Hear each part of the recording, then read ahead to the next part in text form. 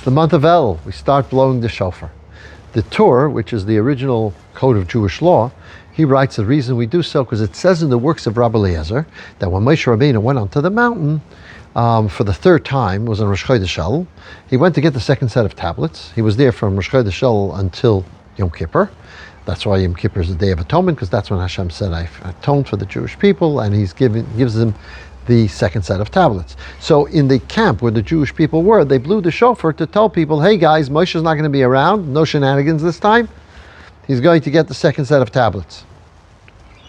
And the question is, why does the Torah bring a reference from the chapters of Rabbi Eliezer when he normally doesn't do so? He just tells you the laws as they are. So there's a commentary that gives a beautiful explanation. See, when it comes to the month of Elul, it's a month that, first and foremost, it's about new beginnings. It's about thinking, okay, I got to consider my previous year, how I behaved, how I was, what commitments I made last year in Rosh Hashanah, how did I live up to those commitments? Did I really follow through? Did I not? And so at this point, when we need to say, okay, I'm going to have to be better for this coming year, immediately a voice comes in, yeah, you're going to be better, right? You said the last year, the year before, etc. In other words, people know their own weaknesses, that we just fall back into cycles of how we behaved in the past. That's how we are. And it's very difficult for, if we're always a certain way, to say, yeah, all of a sudden I'm going to be different, I'm going to change. And we know very well that that's not necessarily going to happen. So we can become despondent. There's a story of there was a guy in Ashkelon in Israel, a businessman, who was caught by the police because he was working with Iran to try to eradicate some leaders in Israel. And when he was caught, he says, thank God you caught me now, because if I would have gotten the $1 million, who knows what I would have done.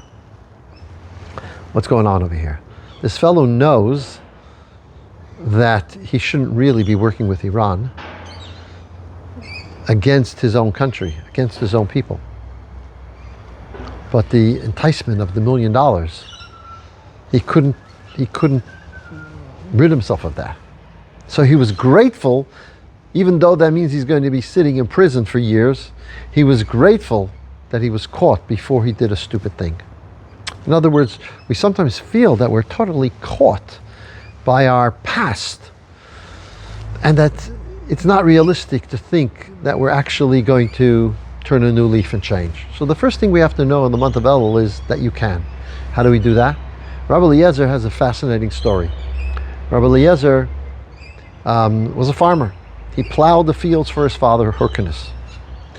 And he then decided he wants to go learn Torah. And his father told him, listen, my son, it's too late. You're not youngster anymore. You got to continue farming, and that's going to be your future. Maybe your kids, you'll be able to, with money, you'll be able to send them away to study Torah. But you're going to take over my lands, you're going to take over my fields, and you're going to be a rich agricultural individual. And Rabbi Eliezer became so insistent that he wanted to learn Torah that eventually he just dropped everything. At the age of 28, left the farm and went to the yeshiva of Rabbi Yochanan ben Zakkai. He had no money. His father was totally against it, so he sent him no money. He gave him no help, no support. And there at Rabbi Yochanan ben Zakkai, he learned Torah day and night, and to the extent that a foul odor came from his mouth. And when they found out what was the reason, the foul odor, because he was literally eating soil. He literally.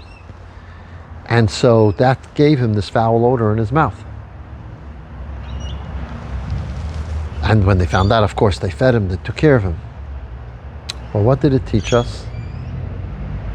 It taught us that at the age of 28, if you go and you're committed, you could change.